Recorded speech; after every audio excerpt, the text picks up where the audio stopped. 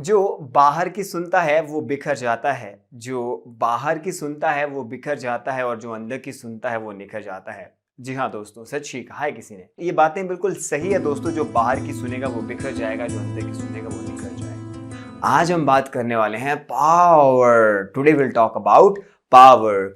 तो दोस्तों आज हम पावर पे बात करने वाले हैं and let me tell you very nicely that this is day number 2 एंड you people are being served 33 days free spoken English course, and this is the day second in which we are going to talk about power. So guys, आज हम बात करने वाले हैं power की. And guys, most of the time you must have seen people around you who talk about power, who show their power, and every one of us loves to have power. You also love to have power. I also love to have power. So today we are going to talk about power, and I'm going to inform you about one more thing, that the last video lecture, I mean the first one actually, the day one video lecture, if you haven't seen that, kindly watch that. Why I'm letting you know this, actually all these sessions are quite interlinked. In the last session we have discussed let me study. हमने बात की थी let की use की, कुछ tips दिए थे जिससे आप इंग्लिश बोल सकते हैं और कोई भी काम आप उन टिप्स की मदद से कर सकते हैं। और आज हम बात कर रहे हैं कैन की। सो मैं बता रहा हूं कि ये सारे सेशंस आपस में लिंक्ड है, इंटरलिंक्ड है। कैसे? मैंने पहले सेशन में बात की थी, हमने पहले सेशन में जाना था लेट मी स्टडी। क्या बोला? Let me study. आज हम वहां से आगे बात करेंगे। आपने कह तो दिया कि मुझे पढ़ने दो, बट क्या पढ़ भी सकते हो? क्या अंदर इतनी हिम्मत है, ताकत है? देर रात को पढ़ना पड़ेगा, सुबह जल्दी उठना पड़ेगा, डिस्ट्रैक्शन से बचना पड़ेगा, क्या पढ़ सकते हो? So that is something we are going to talk about. And अगले वाला वीडियो सेशन भी जरूर देखना। फिर इनको कंबाइंड रूप से इनको आपने इंट्रोस्पेक्ट करना है, and then you are going to just speak it out eventually, one after another.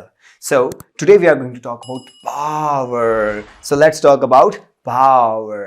My dear friends, when you need to talk about power, and let me explain the different types of power that a person can have. Mind power हो सकती है, mental power हो सकती है, muscles में किसके जब ठीक ठाक दम है, जैसे द रॉक होगी, जॉन इब्राहिम अक्सर टीवी में देखा होगा स्टंट करते हुए। काफ़ी सारी चीज़ें जिसमें मसल्स पावर आप देख सकते हैं मूवीज़ में, यहाँ वहाँ काफ़ी से एग्जाम्पल मिल जाएंगे। अच्छा, और पैसे में पावर होती है ना, पैसे में बहुत ज़्यादा पावर होती है, एंड इसके अलावा समय में पावर होती है कि क्या आप पैसा कर सकते हो इतने कम समय में। तो यहाँ पे भी समय की बात की जा रही है, पावर की बात की जा रही है। So let's learn this, how can we talk about it. Guys, let me tell you, there are 13 modal verbs in English language, and today we are going to talk about can modal verb. And let me tell you about can modal verb. Actually, all of the modal verbs are going to be followed by first form, right? First form, you can say. And if you are an advanced learner, you understand what the basic forms are, or I should say base forms are. So you can say that after modal verbs, after most commonly usable 13 modal verbs, we are going to use only base form, or you can say basic forms. So that is very important to understand. And what you have to do is you have to use can to know about somebody's power. That अगर आप मेरी power के बारे में जानना चाहेंगे तो आप मुझसे कैन से पूछेंगे। कैन से सवाल कीजिए कि आपको पूरा क्या कैन से पूछने का। अगर आप किसी की ताकत की बात कर रहे हैं, ताकत जानना चाह रहे हो ना उसकी, चाहे वो मेंटल ताकत हो, फिजिकल पावर हो, और उसकी एबिलिटी हो, मेंटल टफनेस हो, whatever the things are, you are going to talk about power by using can modal verb. Is it clear to you? क्या यूज करोगे? can modal verb. So मुझसे मेरी power के बारे में आप पूछ सकते हैं। क्या पूछोगे? क्या आप संस्कृत बोल सकते हो? नो, मैं नहीं बोल सकता, तो मेरी पावर नहीं है यहाँ पे। हालांकि पूछ तो सकते हो। कैसे पूछोगे can you speak बोलोगे। क्या बोलोगे? can you speak। आगे क्या कहोगे? संस्कृत। मान के चलो मैं बोल सकता हूँ, तो कैसे रिप्लाई करूंगा? yes, I can speak Sanskrit. अगर नहीं बोल सकता हूँ तो मैं क्या कहूँगा? I know I cannot speak Sanskrit. अब यहाँ पे ध्यान देने वाली बात यह है कि you don't have to separate can and not. आप can और not को separate नहीं लिख सकते हैं। That is going to be an un-English expression. So what you have to do is you have to combine can or not. I'm not saying you have to do contraction. Contraction is something else, for which we call can't in American English, or for which we call can't in British language. But I am saying about, writing expression. How can you write? How should you write that thing? You should write cannot together, right? So you would say, I cannot right आप यही कैसे कहोगे, आई can not speak Sanskrit, आप ऐसे ही कहेंगे मैं पहाड़ी बोल सकता हूँ, आई can speak Pahari, I can speak Punjabi as well, right that's what you can से.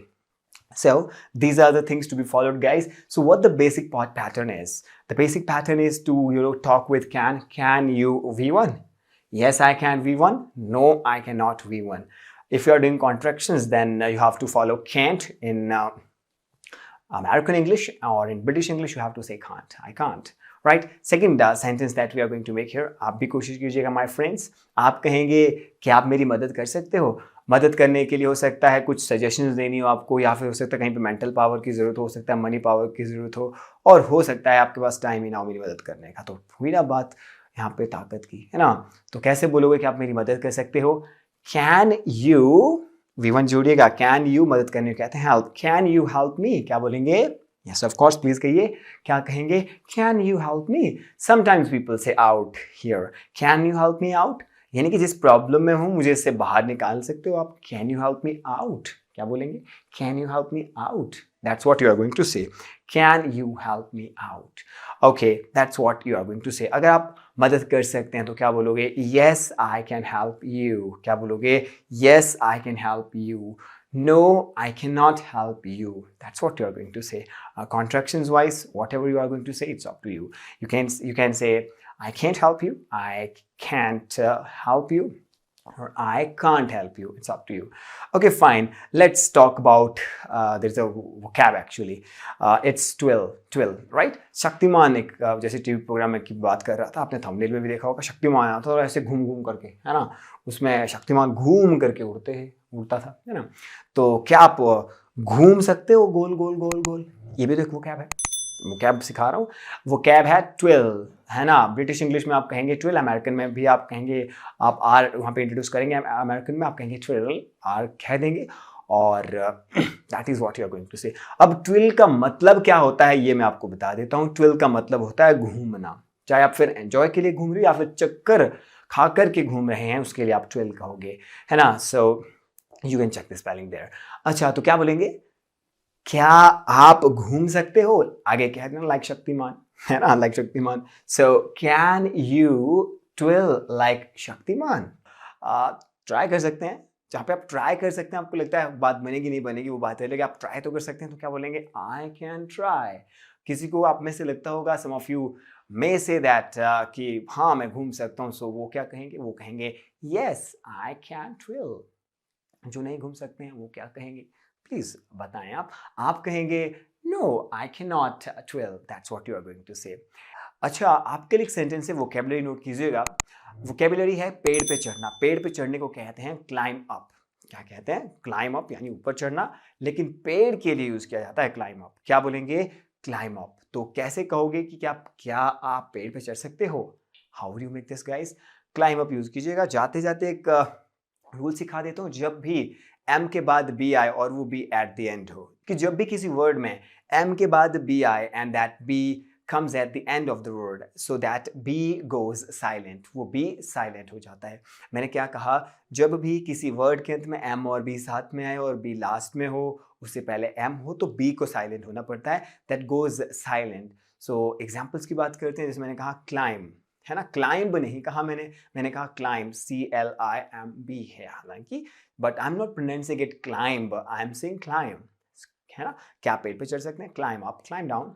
और एक और वर्ड है जिसमें आप बात करते हैं कंघी. कंघी करने को भी कंघी कहते हैं, कॉम कहते हैं एक्चुअली, कॉम, COM. B है स्पेलिंग, लेकिन as I told you that B goes silent, so it will be there calm. It is there calm, right? So calm, इस तरह से आप कह सकते हैं. सो आपके लिए क्वेश्चन है, प्लीज कमेंट बॉक्स में ड्रॉप कीजिएगा. I'll check you there, I'll check your performance there. Comment box में क्या लिखना है आपको? क्या आप पेड़ पे चढ़ सकते हैं? मैं आपके लिए सवाल बना देता हूँ, आप मुझे टाइप करके बताइए आप चढ़ सकते हैं नहीं चढ़ सकते हैं. Can you climb up the trees? क्या बोलेंगे? Can you climb up the trees. आप मुझे सेंटेंस कमेंट बॉक्स में टाइप करके भेजिएगा, वहां से मुझे पता चलेगा आपको कितना समझ आया और आप पेड़ पे चढ़ भी सकते हैं या नहीं. So that's all for this video. I'll see you in the next one. Till then, bye bye, take care and have a good time ahead. Thank you so much.